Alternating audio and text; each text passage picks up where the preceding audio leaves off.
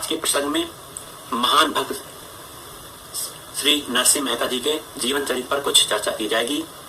उससे पहले श्री राधा कृष्ण के चरणों में हमारी अनन्य शरणागति, अनन्य आश्रय होना चाहिए। एकमात्र हमारा जीवन का आधार श्री राधा कृष्ण के युगल चरण ही है। श्री राधा कृष्ण के युगल चरण ही हमारा परम साधन है और इस साधन को धीरे धीरे प्राप्त करते हुए, इन साधन का आश्रय लेते हुए हमारा साध्य श्री राधा कृष्ण के युगल चरण ही बनेंगे। अर्थात इन युगल चरणों की साधना, सेवा, पूजा करते हुए हमें इन युगल चरणों को ही प्राप्त करना है। यही हमारे जीवन का लक्ष्य है। यह शरणागति हमें नित्य प्रतिपुष्ट करती रहनी है। नित्य हमें यही चिंतन करना है कि हम श्री राधा कृष्ण के चरणों के दास हैं, उनके सेवक हैं और भगवान से यही आशा करनी कि हमें उनकी सेवा प्राप्त हो। संसार में जो हम कार्य कर रहे हैं वह शरीर से जुड़े हुए हैं, शरीर के कार्य हैं। भगवान को अर्पित करते हुए यह सब कार्य करने चाहिए। जो भी कृत्य हैं सब भगवान के निमित्त ही हैं। भगवान को समर्पित करते हुए सभी कर्मों को करेंगे तो वह कर्म बंधन हमें बांधेगा नहीं, और कर्म बंधन जब बंधता नहीं है तो व्यक्ति मुक्त रहता है।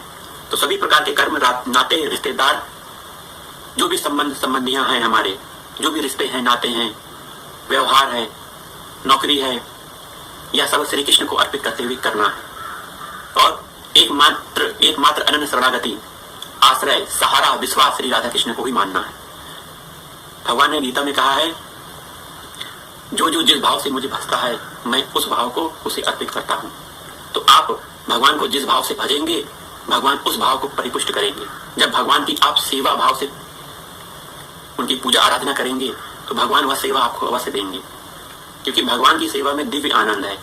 क्योंकि भगवान रस मूर्ति हैं, रस समुद्र हैं, आनंद मूर्ति हैं, आनंद स्वरूप हैं।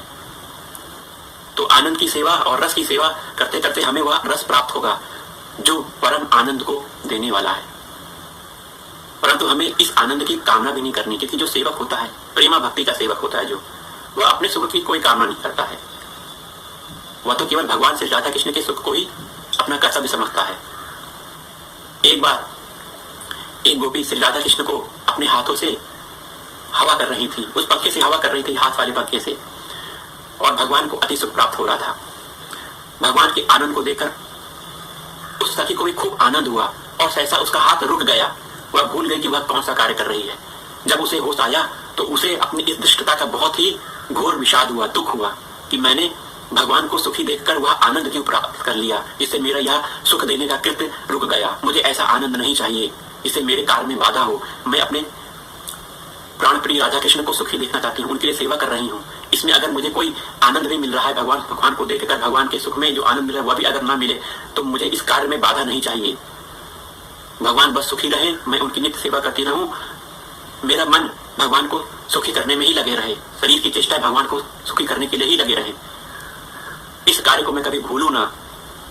इस तरह वह दुखी मन से फिर से अपने कार्य में लग जाती है और भगवान को सेवा करती है, पंखा डुलाती है। तो इस तरह का भाव हमें रखना चाहिए। चलिए आज के प्रसंग में आते हैं। श्री नरसिंह मेहता जी के जीवन चरित्र पर हम चर्चा करते हैं। पूर्व जन्म में महाराज मुचकुंद नाम के एक वीर महाप्रतापी राजा हुए हैं। मुचकुंद बहुत प्रतापी राजा थे, बहुत शक्तिशाली राजा थे। तो उनकी यश, कीर्ति, बल का गान इंद्र देवता भी करते थे। जब इंद्र देवताओं पर घोर संकट आया तो उन्होंने राजा मुचकुंद से अपनी सहायता के लिए प्रार्थना की और राजा मुचकुंद ने जाकर इंद्र आदि देवताओं की खूब रक्षा की। उस युद्ध में इंद्र की तरफ से, देवताओं की तरफ से उन्होंने लड़ाई लड़ी और बहुत समय व्यतीत हो गया। जब इंद्र ने कहा कि हे राजा जी, आपने यहाँ आकर हमारी जो सहायता की है हम उसे बहुत कृतार्थ हो गए हैं।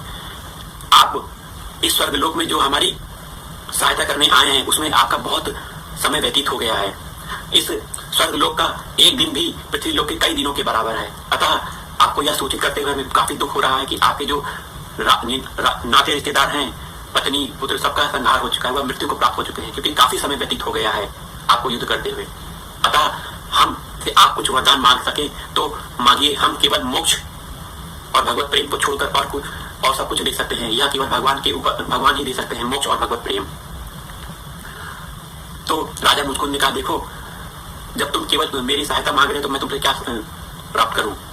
तो मुझे बस यही दे दो कि मुझे काफी समय से थका हारा हूं, थक गया हूं और विश्राम करना चाहता हूं, सोना चाहता हूं। मेरी निद्रा में कोई व्यवधान ना डाले। अगर कोई मेरी निद्रा में व्यवधान डाल के मुझे जगा देता है तो मैं जैसे उसे देखूंगा भस्म हो जाए। मुझे घोर निद्रा की आवश्यकता है क्योंकि मैं युद्ध करते हुए बहुत थक गया हूँ। तो इंद्र ने यह आशीर्वाद दे दिया और राजा मुकुंद एक गुफा में जाकर सो गए, विश्राम कर लिए उन्होंने। उसी समय हमारे भगवान श्री कृष्ण कंस का उद्धार करके मथुरा में राज कर रहे थे। उग्रसेन के नेतृत्व में राजा उग्रसेन बने थे और उनके अधीन श्री कृष्ण राज की देखभाल कर रहे थे। उसी समय काली यवन नाम का एक महान शक्तिशाली राक्षस अपनी विशाल सेना के साथ मथुरा पर आक्रमण करने आ गया। यह नारद जी के ही प्रोत्साहन करने से वह श्री कृष्ण से युद्ध करने के लिए आया था। नारद जी ने काली यवन से कहा था कि तुम तो बहुत वीर शक्तिशाली हो, तुम्हारे सामने कोई टिक नहीं सकता, परंतु तुमसे अधिक बलशाली तो मथुरा में श्री कृष्ण हैं। उनको अगर तुम हरा सको तो जाओ उनको हरा दो, तब तुम्हारी शक्ति मानी जाएगी कि तुम बहुत बड़े शक्तिशाली हो। तो इस तरह नारद जी के कहने पर वह अहंकारवश भगवान से युद्ध करने के लिए मथुरा की ओर आ गया और हजारों सैनिक सेना के साथ मथुरा को चारों ओर से उसने घेर लिया। वहीं जरासंध भी श्री कृष्ण को मारने के लिए, मथुरा का नाश करने के लिए वह भी अपनी 23 अक्षुणी सेना लेकर आ ही रहा था। तो भगवान ने देखा कि अपने स्वजनों की रक्षा कैसे की जाए, तो उन्होंने यह विचार किया और उनका जो संकल्प है वह तो सत्य संकल्प कहा जाता है। जो वह विचार कर लेते हैं वह सत्य हो जाता है। तो उन्होंने कहा कि अपने स्वजनों की रक्षा के लिए एक ऐसी नगरी का निर्माण किया जाएगा जो दिव्य होगी। तो तुरंत उन्होंने विश्वकर्मा को आदेश दिया कि द्वारिका में एक विशाल नगरी का निर्माण किया जाए और तुरंत किया जाए। तो अगले दिन कालियवन और उससे अगले दिन जरासंध का आक्रमण होने वाला था।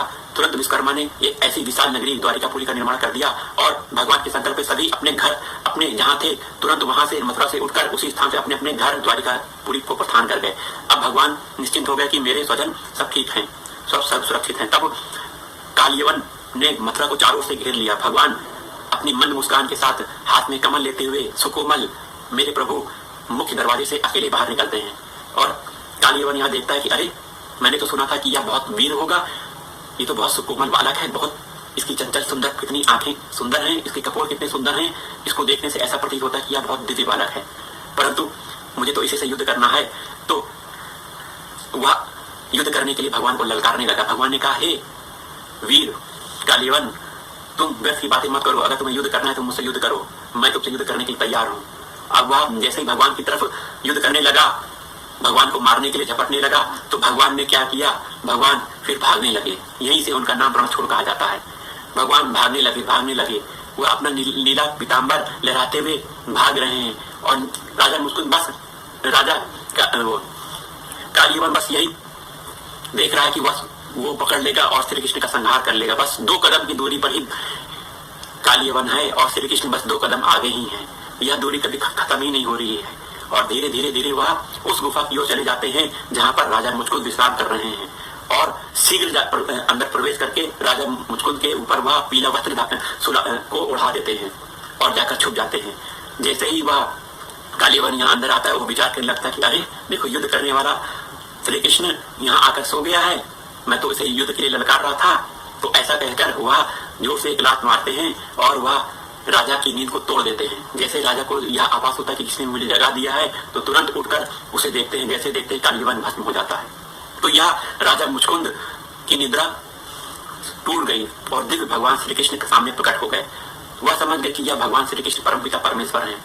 तो उनसे वार्ता करने के बाद भगवान से यही प्रार्थना करता कि भगवान, मैं एक राजा था, मेरे पास धन संपत्ति, स्त्री, वैभव सब कुछ था। मैं धन के लोभ में, अपने अभिमान के लोभ में इस संसार का सुख भोग करता रहा, लेकिन मैं आपको विस्मरण करता रहा। आपका मुझे चिंतन ही नहीं आया। हे प्रभु, जो मनुष्य सद्मार्ग में रहकर इस माया के चक्कर में अपने धन संपत्ति, स्त्री में ही अपना समय बर्बाद कर देता है, उसका जीवन तो व्यर्थ ही है। मुझे पता नहीं कहां से ऐसा सौभाग्य प्राप्त हुआ कि आप स्वयं यहाँ मुझे दर्शन देने आए हैं। तो यहाँ पर यह शिक्षा लेनी चाहिए कि जो दूसरे की भलाई करते हैं, जो दूसरे का भला करते हैं, भगवान उसे स्वयं दर्शन देने आते हैं। तो राजा मुचकुंद ने इंद्र की भला की थी, देवताओं की सहायता की थी, अतः भगवान भी उसे दर्शन देने के लिए उस गुफा में आए। भगवान से वार्तालाप करते हुए भगवान से यही मांगा कि भगवान, अब मुझे अपनी अविरल भक्ति दीजिए, मैं आपकी अविरल भक्ति, आपकी सेवा करना चाहता हूँ, आपका नित्य भजन करना चाहता हूँ।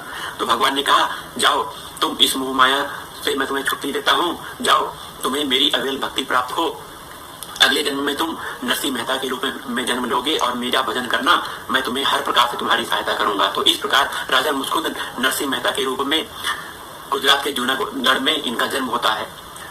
जन्म से यह गूंगे थे। जन्म के कुछ समय के बाद इनके माता पिता का देहांत हो गया, तो इनकी दादी ने इनका पालन पोषण किया। दादी बेचारी बहुत दुखी रहती थी क्योंकि वह बोल नहीं पाता था। तो दादी कई संत महात्माओं के पास जाती और उनसे प्रार्थना करती कि इनका, मेरे नाती का, मेरे पोते का बोल हो जाए, वह बोलने लगे। तो ऐसा वह हमेशा चिंतन करती रहती थी, भगवान से प्रार्थना करती रहती थी। एक बार वह एक मंदिर के बाहर एक संत के दर्शन की। वह संत बहुत दिव्य संत थे। उनसे प्रार्थना करी कि हे प्रभु, आप तो बहुत दीन दयाल हो, आप तो हम जैसे दीन दुखियों पर दया करने के लिए ही इस धरा पर प्रकट हुए हो। आपके वचन हमारे जीवन को सुधार देते हैं। हे प्रभु, हे दीनानाथ, हे ब्राह्मण श्रेष्ठ, इतनी उपकार कर दो कि यह मेरा नाथ पोता बोलने लगे। यह 8 साल से बोलता नहीं है। तो भगवान स्वयं उस ब्राह्मण रूप में वहां विराजे हुए थे। भगवान ने उसकी तरफ दृष्टि से देखा तो पहचान गया कि यह तो भगवान का बहुत बड़ा भक्त होगा। उस ब्राह्मण ने उस बालक से कहा, बेटा कहो राधे कृष्ण कहो बेटा। तो तुरंत वह नरसिंह मेहता राधा कृष्ण बोलने लगे। तो इस तरह उस ब्राह्मण भगवान के आशीर्वाद से साक्षात वो श्री कृष्ण ही थे। नरसिंह मेहता अपनी वाणी को प्राप्त हुए, वह बोलने लगे राधा कृष्ण। तो इस तरह नरसिंह मेहता भगवान श्री राधा कृष्ण का नाम जपा करते थे। वह भगवान शिव जी के भी बहुत बड़े भक्त थे। भगवान शिव की आराधना वह हमेशा करते रहते थे। नित्य मंदिर में जाना, भगवान का दर्शन करना, भगवान का भजन करना, भगवान का नाम लेना ही उनका कार्य था। धीरे धीरे जब वह बड़े हुए तो उनका विवाह हो गया। उनका विवाह जब हुआ तो विवाह के उपरांत इनके एक पुत्री और एक पुत्र हुए। और इनके भाई एक संपन्न व्यक्ति थे। इनके पास धन की कोई कमी नहीं थी। अच्छा इनका रोजगार था, धन काफी आता था इनके बड़े भाई का। परंतु नरसिंह मेहता जब पढ़ने गए थे तो इनको पढ़ने में मन नहीं लगता था, क्योंकि यह भगवान के भजन में ही मन लगाते थे। अतः इनकी आय का कोई साधन नहीं था। नरसिंह मेहता अपने भाई पर ही आश्रित थे। तो भाई ने इनको खेती के काम में लगा दिया था। वह दिन भर चारा काटते, भगवान का नाम का स्मरण करते, कठोर परिश्रम करते हुए खेत और पक्षियों की, अपने पशुओं की देखभाल करते थे, घर का पूरा कार्य करते थे। इस तरह कठोर जीवन व्यतीत करते थे। और भगवान का जब समय मिलता था तो वह भजन भी करते थे, कीर्तन करते थे, दर्शन करते थे। परंतु उनकी जो भाभी थी वह एक कुटिला स्त्री थी। उनके भाई को भी यह पता था कि उनकी पत्नी, मेरे छोटे भाई और मेरी छोटे भाई की पत्नी को बहुत कठोर वचन बोलती है, वह उन्हें अच्छा भोजन भी नहीं देती है। इससे वह बहुत परेशान थे। परंतु अपनी स्त्री के वश में वह कुछ कर नहीं सकते थे। तो इस तरह कभी जब नरसिंह मेहता के बड़े भाई को बाहर जाना होता था तो नरसिंह मेहता की बहुत दुर्गति हो जाती थी। उस समय तो उसकी भाभी उसे बहुत खरा खोटा सुनाती थी। बहुत असत कार्य करने के बाद भी उन्हें भरपेट भोजन नहीं मिलता था। अपमानित भरे शब्दों से उन्हें उलाहना देती थी। इस सब को सहते हुए भी नरसिंह मेहता भगवान में हमेशा मन लगाया करते थे। सब कुछ सह लेते थे और यह कहते थे कि यह सब भगवान की मर्जी, भगवान की लीला है। तो एक बार इनके बड़े भाई, नरसिंह मेहता जी के बड़े भाई बाहर गए हुए थे और दिन भर खूब परिश्रम करने के बाद चारा काट के वहां लाए और भाभी से कहा, भाभी बहुत भूख लगी है। तो भाभी ने कहा कि अगर तुम्हें भूख लगी है तो जाओ खुद कमा के खाओ, हमारे घर में तुम्हारे लिए कोई भोजन नहीं है। जबकि उस समय बहुत अच्छा भोजन बना हुआ था और बासी रोटी लाकर रख दिया उसकी भाभी ने। तो नरसिंह मेहता ने उसे भी प्रेम पूर्वक खा लिया। यह देखकर नरसिंह मेहता की पत्नी को बहुत रुदन आया। वह कुछ कह भी क्या सकती थी। बेचारी रोते हुए अपना उसने इस सबको भूल गई और भाभी ने और कठोर वचन से नरसिंह मेहता को घर से ही निकाल दिया। नरसिंह मेहता घर से निकल गए और घर से निकलते हुए वह घोर जंगल में जाकर रोने लगे और भगवान का स्मरण करने लगे। उन्होंने जंगल में यह देखा कि एक पास में मंदिर है, वहां पर शिवलिंग है। भगवान शिवलिंग के मंदिर में जाकर, शिवलिंग के पास जाकर घोर रुदन करते हुए भगवान को पुकारा, भगवान शिव को पुकारा। 7 दिन तक भगवान की आराधना की, भगवान को पुकारते रहे। तो 7 दिन की कठोर पुकार को सुनते हुए, करुण पुकार को सुनते हुए भगवान शिव प्रकट हुए और भगवान शिव ने कहा, बेटा तुम्हें क्या चाहिए, जो वर मांगो, मैं तुमसे बहुत प्रसन्न हूं क्योंकि तुमने 7 दिन मुझे रोते हुए पुकारा है। नरसिंह मेहता ने कहा, प्रभु आपको जो की सबसे जो प्रिय वस्तु हो, आपको जो सबसे प्रिय लगे वह मुझे दीजिए, क्योंकि आपकी प्रिय वस्तु ही सबसे बड़ी चीज है। तो भगवान ने कहा कि मेरी सबसे प्रिय वस्तु भगवान श्री कृष्ण ही हैं, चलो मैं तुम्हें उनके दर्शन कराता हूँ। तो भगवान शिव द्वारिका लेकर गए नरसिंह मेहता को और भगवान का दर्शन कराया। श्री कृष्ण का दर्शन करते हुए धन्य हो गए।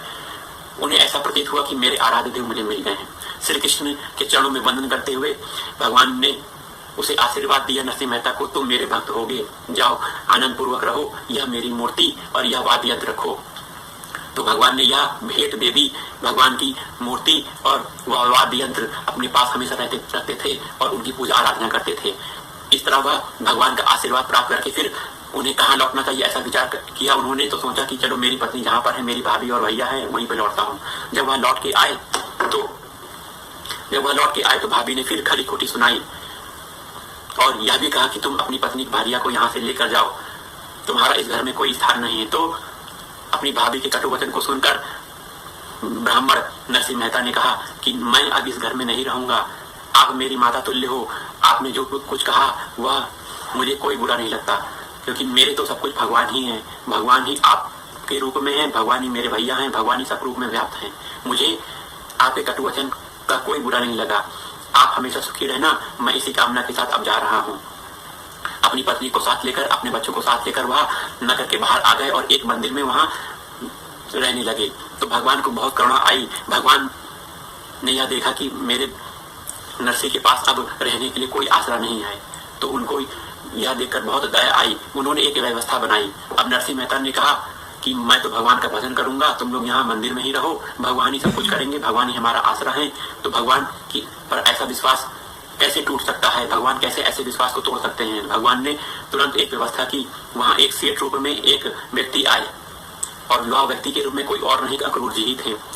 तो उस सेठ ने कहा कि देखिए हे ब्राह्मण देव, मैं आपकी व्यवस्था कर देता हूँ, आपके लिए एक घर बना देता हूँ, आपके लिए अन्न की व्यवस्था कर देता हूँ, साजो सामान की व्यवस्था कर देता हूँ, आप उस घर में रहो। यह भगवान की महिमा है कि मुझे ऐसे संत महात्माओं के की सेवा करने का अवसर प्राप्त हुआ है। भगवान की प्रेरणा से मुझे आपकी सेवा का अवसर मिला है, मुझे यह सेवा करने का मौका दीजिए। तो नरसिंह मेहता कहते हैं कि जैसे प्रभु की माया, वैसे भगवान चाहे वैसा ही हो।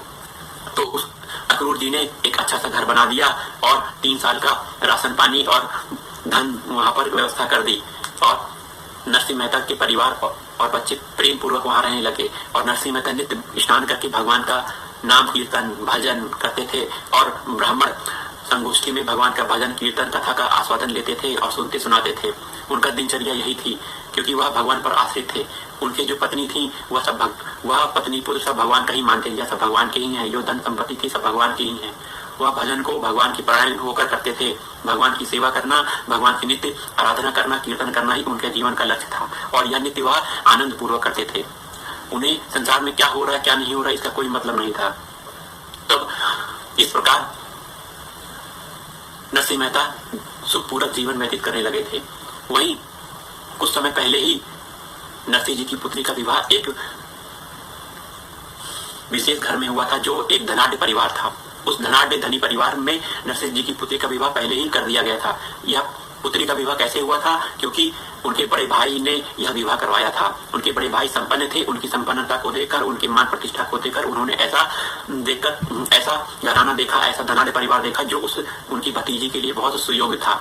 तो उनका विवाह हो गया था, परंतु गवन के लिए वह अपने माता पिता के साथ ही रहती थी। अब उसकी नरसिंह मेहता जी के पुत्र की विदाई का समय आ गया था। तो लड़के के पिता ने अपने एक सुपरिचित संबंधी को नरसिंह जी की पुत्री को विदा करने के लिए भेजा और उन्होंने यह कहा कि हे नरसिंह जी, आपकी पुत्री का जहाँ विवाह हुआ है, मैं वहां लेने आया हूँ, आप उचित व्यवस्था कर दीजिए, कल ही हम आपकी पुत्री को लेकर यहाँ से प्रस्थान करेंगे। तो भगवान का दिया हुआ सब कुछ था, परंतु 3 साल तक की धन संपत्ति थी, परंतु नरसिंह मेहता ने ब्राह्मण सेवा, भगवान सेवा में बहुत धन संपत्ति 6 महीने में ही सब खत्म कर दी थी। अब भोजन के लिए ही बहुत मुश्किल से उनको भोजन मिलता था, घर परिवार चल नहीं पाता था। अब ऐसे समय पुत्री की विदाई कैसे हो, कैसे अच्छी अच्छी साड़ियां, अच्छे अच्छे आभूषण कैसे प्राप्त हो। तो इस तरह की चिंता नरसिंह जी की माता की पत्नी को होने लगी। नरसिंह जी की पत्नी ने नरसिंह जी से कहा कि अब आप कैसे व्यवस्था कर पाएंगे, हमारे पास कोई धन भी नहीं है, कुछ नहीं है हमारे पास, आप अब कैसे अपनी पुत्री का अच्छे से विदाई कर पाएंगे। और ये अमुक व्यक्ति तो कल ही जाना चाहते हैं। तो नरसिंह जी ने कहा कि कुछ तो तुम चिंता बिल्कुल ना करो, भगवान पर आश्रित रहो, भगवान का आश्रय है तो भगवान ही सब कुछ करेंगे। नरसिंह जी ने उस अमुक व्यक्ति से कहा कि हे प्रभु, आप यहाँ पर विराजो, भगवान जो व्यवस्था आप चाहते हैं या भगवान व्यवस्था करेंगे, मेरे भगवान श्री कृष्ण व्यवस्था करेंगे, आप चिंता ना करो, तब तक आप यहाँ पधारो। जब भगवान व्यवस्था कर देंगे तो मेरी पुत्री और यह साधु सामान जो व्यवस्था होगी उसके साथ आप पधार जाना। तो उस संबंधी को बहुत ही आश्चर्य हुआ। उन्होंने कहा कि भगवान कैसे व्यवस्था कर देंगे, आपको यह व्यवस्था करनी होगी, मैं ज्यादा दिन यहाँ नहीं रह सकता हूँ। तो नरसिंह जी ने कहा कुछ दिन तो ठहर जाइए, सब भगवान व्यवस्था करेंगे, भगवान पर हम आश्रित हैं, हमारे पास कुछ नहीं है देने के लिए, आपकी व्यवस्था जरूर हो जाएगी। इस तरह 2 दिन तो बीत गए, परंतु तीसरे दिन उस अमुक व्यक्ति ने नरसिंह जी से कहा देखिए अब आज व्यवस्था कर दीजिए, कल प्रातः ही हम निकल जाएंगे, अगर आप ऐसा नहीं करोगे तो मैं बिना पुत्र के ही निकल जाऊंगा। तो नरसिंह जी ने कहा कि चिंता ना करिए, भगवान व्यवस्था करेंगे, भगवान पर हम आश्रित हैं, हमारे पास कुछ नहीं है, भगवान व्यवस्था करेंगे। यह पुत्री तो भगवान की पुत्री है, यह पुत्री उन्हीं की पुत्री है, वो अपनी पुत्री की विदाई के लिए स्वयं व्यवस्था करेंगे ना, मुझे इसकी चिंता करने की आवश्यकता नहीं है। तो इस तरह नरसिंह जी की बातों को सुनकर उन्हें घोर आश्चर्य हुआ और वह बहुत बाहर आके बड़बड़ाने लगे, सोचने लगे कैसे आदमी के पास गए हैं, ये या तो बहुत गरीब आदमी है और भगवान पर आश्रित है, अब भगवान कहाँ से व्यवस्था कर पाएंगे। तो इस तरह नरसिंह जी ने कहा कि हे प्रिय पत्नी, तुम चलो भगवान का भजन करो, भगवान का नाम लो, भगवान स्वयं आके करेंगे। भगवान का भजन दोनों करने लगे। भगवान की मूर्ति के सामने नित्य भजन चलता रहा और साक्षात श्री कृष्ण लक्ष्मी जी को साथ लेकर प्रकट हुए और उन्हें वह धन संपत्ति दे दी जिससे उनकी पुत्री का विदा हो सके। तो इस तरह अपार धन संपत्ति प्राप्त करके अपनी पुत्री को यथा योग्य साड़ियां, वस्त्र, आभूषण देकर विदा कर दिया। और इस तरह भगवान की कृपा से नरसिंह जी की लाज बच गई।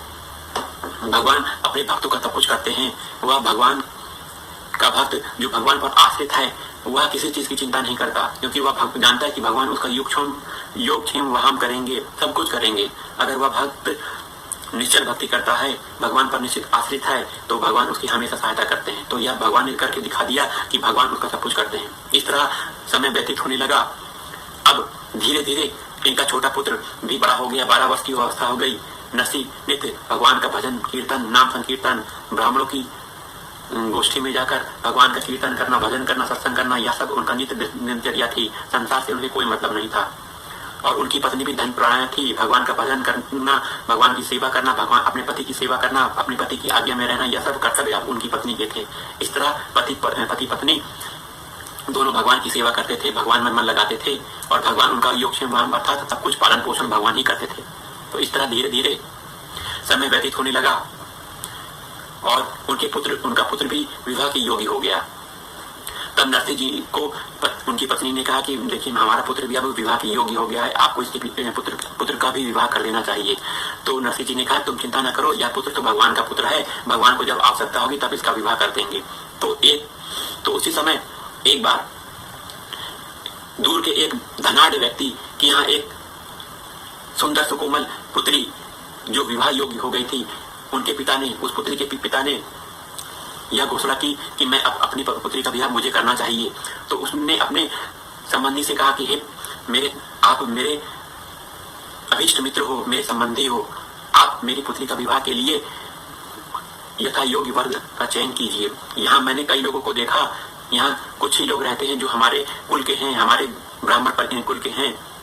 तो यहाँ यथा योग्य वर्ग न मिलने के कारण मैं अब आपको यह जिम्मा सौंपता हूँ कि आप जूनागढ़ जाकर, वहाँ 700 परिवार हैं, वहाँ 700 परिवार में से कोई ना कोई तो मेरी पुत्री के लिए योग्य वर होगा ही।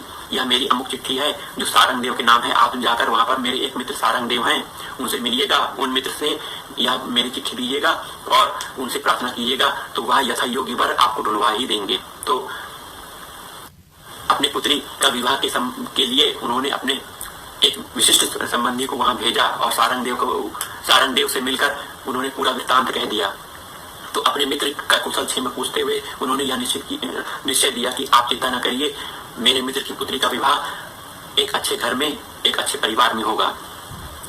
अब यह बात लोगों को पता चले कि अमुक धनाढ्य धनी परिवार की पुत्री का विवाह होना है, तो सभी लोग यह जानने लगे कि मेरे पुत्र का विवाह हो जाए, मेरे संबंधी का विवाह हो जाए इस धनी परिवार से, तो हमारा पुत्र, हमारे संबंधी, हमारे नाते रिश्तेदार धनी हो जाएंगे, हमें भी धन, ऐश्वर्य और मान प्रतिष्ठा की प्राप्ति होगी। इस तरह सोच विचार करके बहुत से लोग सारंग देव के घर में गए और अपनी बात को चाटुकारिता पूर्वक रखने लगे।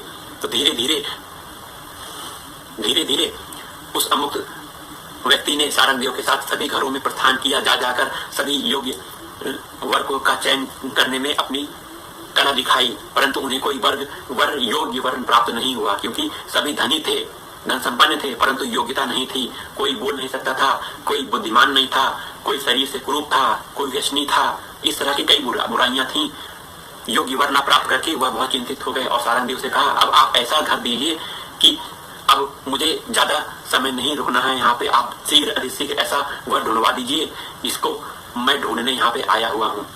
तो अब सारंग देव ने देखा कि मेरे सभी नात रिश्तेदार कि यहाँ तो यह रिजेक्ट कर चुके हैं, यहाँ रिजेक्शन इन्होंने कर दिया है, अब ये किसका चयन करेंगे। तो इन्होंने क्रोधवश नरसिंह मेहता जी के यहाँ घर का पता बताया और कहा कि यहाँ पर एक ब्राह्मण परिवार रहता है, यह ब्राह्मण भगवान के बहुत अनन्य भक्त हैं, शायद इनका पुत्र आपका उचित वर हो, तो आप यहाँ स्वयं जाइए, मैं इनके घर नहीं जाता हूँ, आप जाइए और पता करिए कि ये क्या यहाँ आपके लिए उचित होगा, यहाँ पर आपके लिए उचित होगा। तो इस तरह वह अमुक व्यक्ति नरसिंह जी के घर जाते हैं। नरसिंह जी वहाँ भगवान का भजन कर रहे होते हैं, भगवान की पूजा कर रहे होते हैं। पूजा के बाद भगवान का प्रसाद वह अमुक व्यक्ति को देते हैं।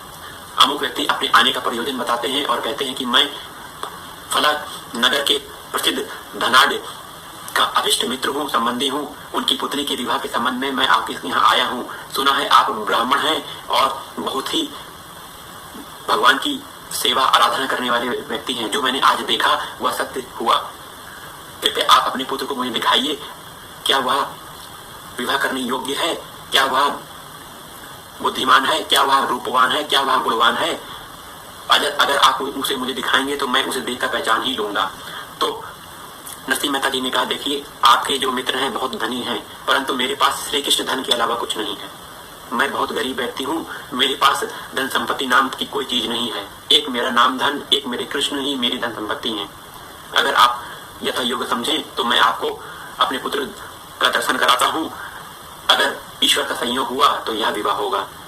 तो जैसे ही नरसिंह जी ने अपने पुत्र को सामने ला दिया तो उनके रूप, लावण्य, गुण को देखकर वह बहुत ही प्रसन्न हुए और उन्होंने निश्चय किया कि यही मेरे मित्र की पुत्री, मेरे संबंधी की पुत्री का वर होगा। इस तरह तिलक लगाकर रिश्ता पक्का करके अपने मित्र के यहाँ आकर सब कुछ समाचार बता दिया। अब वह धनाढ्य व्यक्ति भी बहुत खुशी हुआ कि ऐसा दिव्य बालक आप ढूंढ कर लाए हो। मैं तो इसी ब्राह्मण व्यक्ति के पुत्र से ही अपनी पुत्री का विवाह कराऊंगा। धन की क्या बात है, हमारे पास तो लाखों रुपए हैं, कुछ पैसा उनको दे देंगे, वह भी धनी हो जाएंगे। धन की कोई जरूरत नहीं है, पुत्र सही होना चाहिए, गुणवान होना चाहिए। यही मैं चाहता था, जो आप करके आए हैं, बहुत अच्छा किया आपने। तो इस तरह विवाह की तैयारी करने लगे। बहुत बड़ा आयोजन किया गया, बहुत अच्छी तैयारी होने लगी। परंतु नरसिंह मेहता जी के नगर में यह बात फैल गई कि अब उस धनाढ्य व्यक्ति के घर में नरसिंह जी के पुत्र का विवाह होगा। तो इस तरह नरसिंह जी के पुत्र का विवाह की बात सुनकर सभी लोग जलने लगे। तो उन्होंने सबने मिलकर एक सभा का आयोजन किया और यह नियुक्ति निकाली कि यह विवाह होने ही नहीं दिया जाएगा। तो सारंग देव ने अपने मित्र के नाम पर एक पत्र लिखा और कहा कि देखिए, यह गरीब ब्राह्मण है और यह हमारी कुल मर्यादा का अपमान करता है और अपने मनमाने आचरण करता है। क्या आप इस गरीब के घर में, इस मनमाने आचरण करने वाले व्यक्ति के घर में अपनी पुत्री का विवाह करना चाहेंगे? हम लोगों ने इसे त्याग दिया है, यह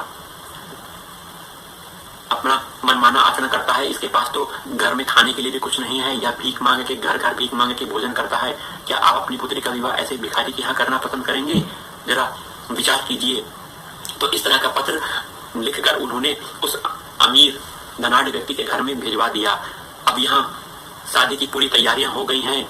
सब कुछ व्यवस्था कर ली गई है और बारात आने को है। तो यह पत्र पढ़कर लड़की के पिता को बहुत क्षोभ हुआ। उन्हें यहाँ लगा कि ये कैसी बात लिखी हुई है, मुझे इस पर विचार तो करना ही चाहिए। इस तरह विचार करके उन्होंने एक युक्ति निकाली। उन्होंने यह एक युक्ति में यह कहा कि एक पत्र मैं भी नरसिंह मेहता के नाम पर लिखता हूँ और इसे शीघ्र पहुंचा दो। इसमें यह लिखा गया कि आप जैसे भी हो मुझे कोई फर्क नहीं पड़ता है, परंतु आप जब बारात लेकर आइएगा तो मेरे पद हैसियत के हिसाब से ही आप आइएगा। सुंदर रथ में सवार होगा मेरा दामाद। रथ की शोभा देखने वाली होनी चाहिए। हाथी घोड़ों की बारात होनी चाहिए। हाथी घोड़ों की सजावट के साथ बारात आनी चाहिए और पूरी साजो सामान, जिसमें पुत्रवधू जो आपकी पुत्रवधू है उसके लिए आभूषण, साजो सामान, वस्त्र, सब कुछ अच्छी व्यवस्था के साथ आप बारात लेकर आइएगा। अगर इस ऐश्वर्य में इसमें कोई कमी हो गई तो मैं अपनी पुत्री का विवाह आपसे नहीं करूंगा, इसके लिए मैं दूसरा वर देख लूंगा। तो इस तरह उन्होंने इस तरह की कंडीशन रख दी। नरसिंह मेहता को जब यह पत्र प्राप्त हुआ तो वह तुरंत अत्यंत विचलित हुए नहीं, कुछ उनका विचलन हुआ ही नहीं, मन में किसी प्रकार का क्षोभ नहीं हुआ, क्योंकि वह जानते थे कि भगवान पर मैं आश्रित हूँ और भगवान इसका योगक्षाम विहाम करेंगे, सब कुछ व्यवस्था भगवान ही करेंगे। तो भगवान के चरणों में यह पत्र रख दिया और भगवान का भजन करने लगे और भगवान में ही विलीन हो गए। भगवान में ध्यान में विलीन हो गए और सब कुछ भूल गए। अब जिस दिन विवाह का दिन था तो इस नरसिंह मेहता जी के स्त्री ने कहा कि आज विवाह का दिन है और ये जो चिट्ठी आई हुई है इसके अनुरूप कोई व्यवस्था नहीं है। आप इन ब्राह्मणों को लेकर जा रहे हैं, या दरिद्र गरीब ब्राह्मण हैं और आप भी एक गरीब ब्राह्मण हो, आप भी यही मृदंग और ब्राह्मण की सभा को लेकर पुत्री का विवाह करने जा रहे हो, ये कैसे हो सकता है। तो नरसिंह मेहता ने कहा तुम चिंता ना करो, ये ब्राह्मण ही भगवान का रूप है और यह जो वाद्य यंत्र मैं लेकर जा रहा हूँ इसे भगवान का नाम कीर्तन करते हुए बारात को लेकर जाऊंगा और अपनी पुत्रवधू को लेकर आऊंगा, तुम चिंता ना करो। तो ऐसे अपनी बारात की शोभा को निकालते हुए घर से निकले और पैदल ही बारात को लेकर चलने लगे, क्योंकि उनके पास कोई सामान नहीं था, कोई साधन नहीं था कि रथ में सवार होके, घोड़े में सवार होके, हाथी में सवार होके लेकर जाएं। वह तो भगवान के भरोसे ही थे। और ऐसी युक्ति जो नगर के लोगों ने बनाई थी वह यह देखकर बहुत खुशी आनंदित होने लगे कि देखो ये बारात आज जा रही है, अब नरसिंह मेहता का अपमान होगा और वह बेरंग बिना वधू के बिना विवाह की अपने पुत्र को लौटा के ले आएगा, हमें बहुत आनंद प्राप्त होगा। इस तरह इस बारात को देखते हुए वह खूब आनंदित होने लगे, खूब हंसी उड़ाने लगे। लेकिन नरसिंह मेहता इस पर बिना ध्यान किए भगवान का नाम जाप करते हुए, भगवान का कीर्तन करते हुए बारात को लेकर जा रहे हैं, अपने पुत्र को विवाह करने के लिए लेकर जा रहे हैं। कुछ किलोमीटर की दूरी के बाद नगर के बाहर उन्होंने देखा कि एक विशाल बारात रुकी हुई है और उसमें से एक प्रमुख व्यक्ति बाहर आके नरसिंह मेहता को प्रणाम करते हैं। नरसिंह मेहता जी देखिए आपके बारात की पूरी व्यवस्था हो गई है, जैसा चिट्ठी पत्र में लिखा हुआ था वैसी पूरी व्यवस्था कर दी गई है। हाथी घोड़े रथ सब कुछ सजे हुए हैं और जो बाराती हैं वह भी दिव्य वस्त्र को धारण किए हैं। आप चिंता बिल्कुल न करो, पूरी व्यवस्था कर ली गई है और पुत्रवधू जो आएगी आपकी पुत्रवधू उसके लिए सुंदर सुंदर आभूषण, सुंदर सुंदर वस्त्र, यह सब की व्यवस्था भी कर ली गई है। अतः आप बिल्कुल चिंता न करिए और आप चलिए विवाह करते हैं। तो इस तरह पूरी व्यवस्था के साथ नरसिंह मेहता उस बारात को लेकर वहां पहुंचे और वह लड़की का पिता यह देखकर दंग रह गया कि ऐसी विशाल राजा भी ऐसी व्यवस्था नहीं कर सकता है, महान राजा भी ऐसी व्यवस्था नहीं करता है। ऐसी विशाल बारात आ गई और वह देखकर दंग हो गया। तो उन्होंने यह विचार किया, राजा ने, कि धनाढ़ी व्यक्ति ने यह विचार किया कि मैंने गलत ही पत्र लिख दिया था। तो इस तरह भगवान ने यह सब व्यवस्था कर दी और भगवान ने पूरी व्यवस्था करके नरसिंह जी के पुत्र का विवाह बहुत ही शानो शौकत से करवा दिया। इस तरह नरसिंह जी के पुत्र का विवाह